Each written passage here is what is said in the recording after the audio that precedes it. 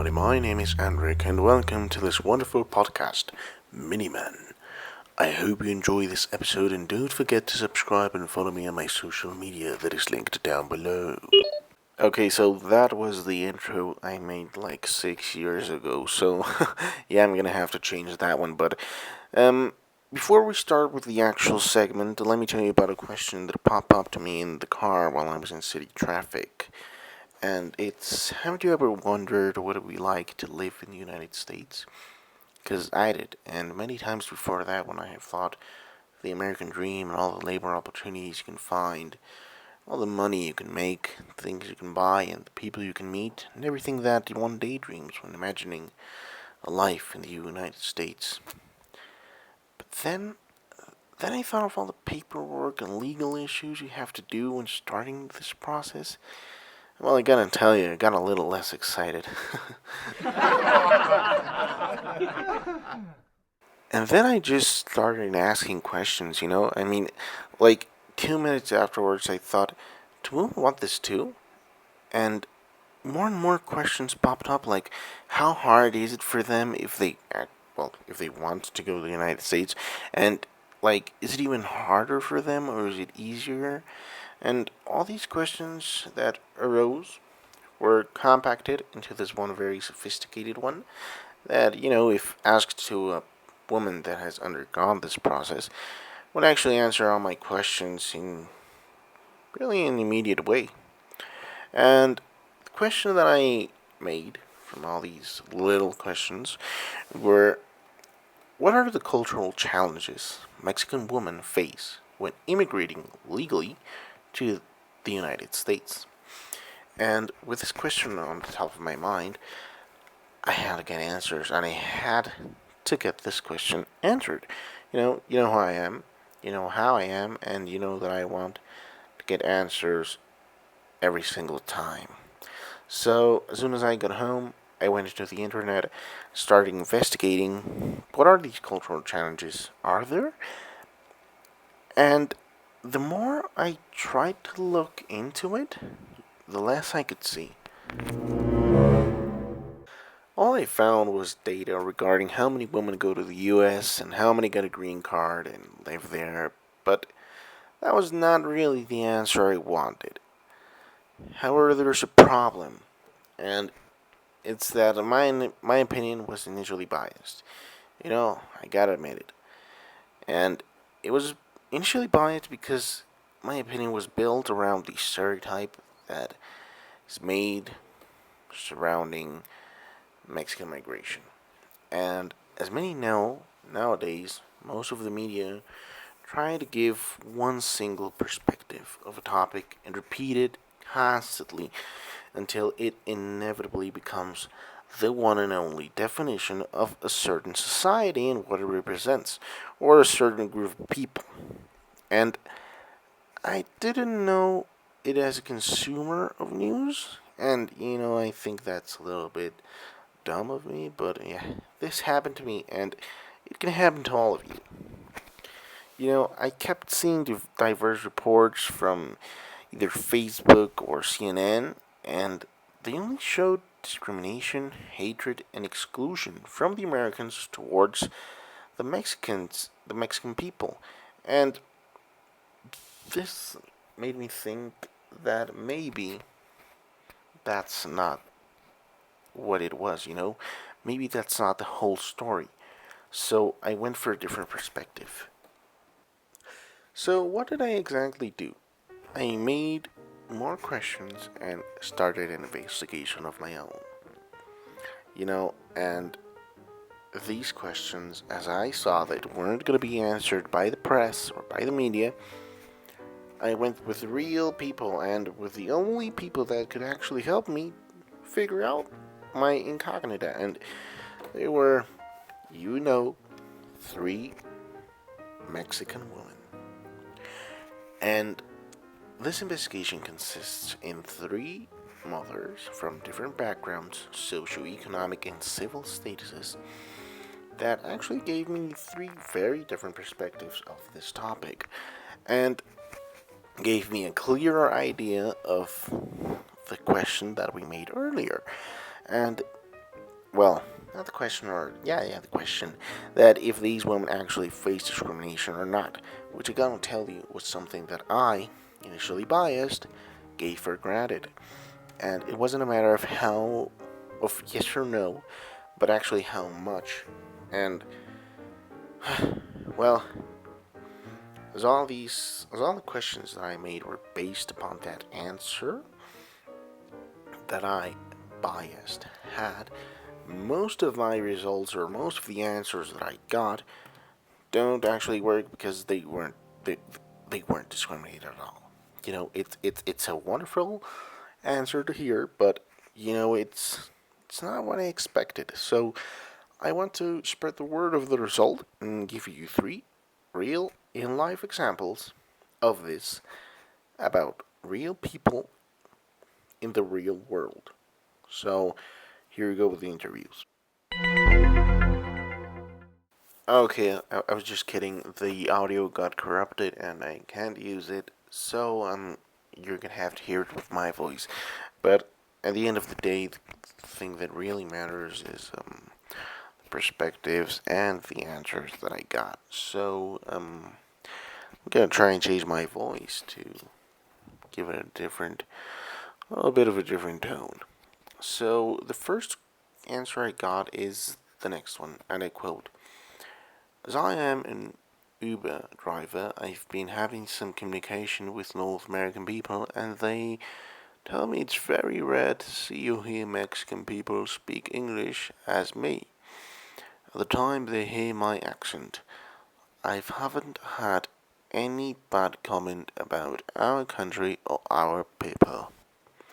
And this tells us a little bit about what a lot of Americans think about Mexico. I mean, I know it's not the whole population. I know it's not even near that. But I mean, she lives in Pennsylvania right now, and as an Uber driver, she has a lot of contact with a lot of people, as she said. And I think that, like, maybe they could be lying, but I don't know. Most of people, like in the videos we saw, or we see actually, we see in news, they don't tend to keep things quiet. However, let's go with the second answer, which will be displayed right now, and I quote: "In my opinion, Mexico job market discriminates all along at any level, and the government and the companies are not interested in implementing regulations to stop these practices. I do have a diverse team: Americans, Latins, Koreans, French, Jamaicans, Afghans, and human resources policies are well established. No one can discriminate at any basis, retaliate, or harass any employee. Equal opportunity is a must in US and public organizations." So, this person, the second interview, actually gave me a perspective regarding the liberal market and the liberal aspect of her life, and also she has a son, and also told me that her son is very well educated on multiculturalism and has a lot of cultural diverse friends and is always open to play with them, and there is no discrimination on the school he goes, and it's really overwhelming because the the third fragment or the third interview is just like basically both of these interviews summed up together. So I'm not really gonna play it. Well, if I could play him, and you know, I'm gonna be honest with you, it was not the result I was expecting. But I'm very, very happy there isn't a discrimination problem, and there is not as much hatred as we see, or as we are like made to think. Because with all the media that I said before, which is going to be also a little topic we're going to discuss later, I mean, they just make you think. That's the thing, right? But I don't think that's the case. And it makes me think, is the press even reliable? You know? But, well, whatever. That's a story for another day. But if there's no discrimination problems, then what's the problem? I mean, there has to be a problem. It's almost impossible for there not to be a problem or a situation where there is no problem. It's almost mandatory for you to have a problem. And the problem here are the green cards and how hard it is to get them. You know, interview number 2 told me that it actually is very hard to get a green card, but thanks to the fact that she is married with a U.S. citizen and works for a Japanese company that brought her in the United States, it made the whole process much, much easier. And this can be compared to to the other two that had to wait a lot of time.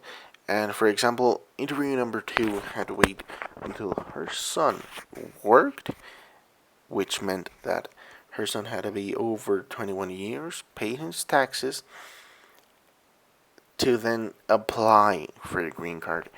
And what did she do in the meantime? That's a whole nother story. But that's a problem. That's quite a story, depending on your socioeconomic statuses. But it's very alarming. And I decided to do a little bit of more research surrounding this topic, and well, that this last problem, and the answer towards why it's harder for people to get a green card is because the immigration system is oversaturated. And, with all the illegal immigrants and the illegal migration towards the U.S., the government can't really focus a lot of these people that are playing by the rules and are doing things legally because they have to deal with the illegal people to get them out of the country. And, it's these people are making everybody's lives harder because, as I told you, they're making people who are playing by the games and are playing by the rules and are doing things legally harder because, they are denied the card, and what do they do? And not only is this a problem, but also the fact that they make stereotypes and they affect the image of the country to whom they belong to in an international level. And besides the fact that they create their own stereotypes and our stereotypes, they cost around $115 billion to the American government on taxes, and this money could be easily deviated to some other resources like the real migrating people that are doing this thing legally. But that's just another topic that we will discuss in the podcast of tomorrow. So, as always, thank you guys so much for hearing this incredible podcast. Hope you enjoyed it and my multiple voices. And don't forget to click on the description to subscribe. I will see all of you in the next episode. Bye bye.